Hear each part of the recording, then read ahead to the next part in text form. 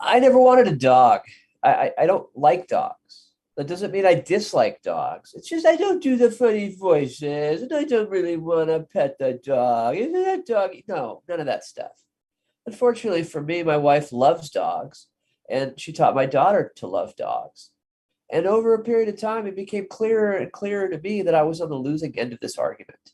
And when I got word that they'd spent the entire weekend visiting not one, not two, but five different rescue shelters looking for a dog, I sensed that I was losing the battle. So I came to the table and I negotiated as if I were in a position of strength.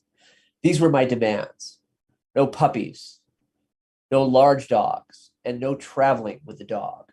And much to my surprise, my terms were accepted. And just a few days later, we took in Spartacus, a very small dog with a very long name. And for the next 3 years, Spartacus and I managed to maintain a certain business-like relationship. I gave him the occasional walk. I didn't step on him. I didn't lose him. And there was peace in the house.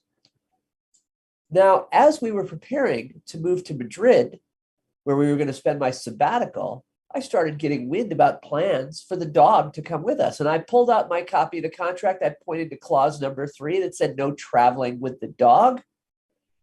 And my wife and daughter responded that this was not a trip, this was a relocation. They had found a loophole in the contract. And I appealed, but was once again outvoted. Getting ready to move your entire family across the world is a huge undertaking. There are apartments to rent and plans to make and renters to find for your house and plane tickets and ground transportation. But somehow we seemed to spend an inordinate amount of time making plans involving the dog. I had to find an airline that would take the dog. I had to buy a special ticket for the dog. We had to locate a carrier that fit the airline specifications for the dog. Jennifer talked to the U.S. Food and Drug Administration's subsection on animal transport to get the proper permission for the dog to fly. And we had to review the quarantine requirements for the European Union. It felt like we were taking this entire trip for the sake of the dog.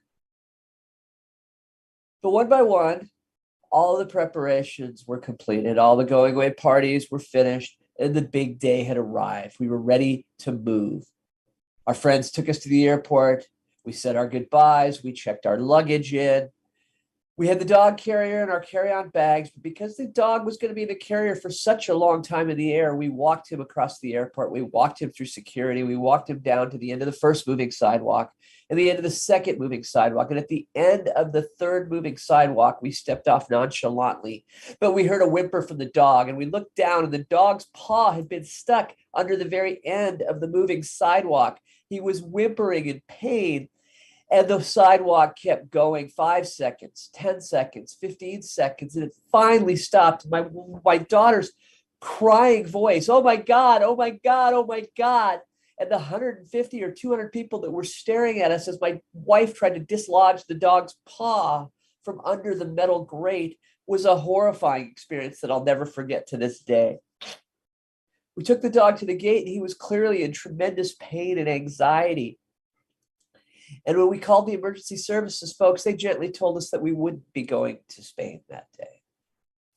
Eden and I waited at the airport while Jennifer took the dog to the veterinarian. And within a couple hours, it became clear that the dog was going to have one of his toes partially amputated as a result of this incident, that we would need to fill out more paperwork, that we would be rebooking a flight, and our first available opportunity was 3 days down the road, and that this whole thing was going to cost us something like $3,000.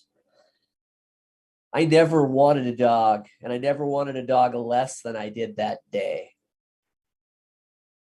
I could not have been more wrong. When we arrived in Spain, the fact that the dog had this injury forced us to get out and about to locate a veterinarian, to make our way around the neighborhood, and to adjust to the crazy working hours in Spain with their breaks for lunch and siestas. Taking the dog to the local dog park with his injury brought great attention to us, gave us a chance to practice our limited Spanish and to meet some of the locals. The bar downstairs from our apartment was a very, very dog-friendly place. And through Spartacus and his injury, we made some of the best friends that we've ever made in life. But not only that, it's not clear we would have made it back into the country without Spartacus the dog. Because for all of the things that we had done in preparation for our trip, one thing that we had failed to do was to obtain a visa. But because we were staying in Europe for longer than 90 days, a visa was necessary, and we were, in fact, illegal aliens. Now, we thought everything would be fine. We were told everything would be fine as long as we returned to the US from Spain. However, on the day of our departure, we noticed that we would actually be exiting the EU through Germany, whose attitude towards rules is somewhat less relaxed. Fortunately for us, as we walked through the customs line with the dog in hand, the customs officer didn't even look at us. All he could do was make eyes at our dog and say, "Oh, your dog is so cute." And with that, he waved us through and we returned home safely. I never wanted a dog, but I'm damn lucky I had one. Thank you.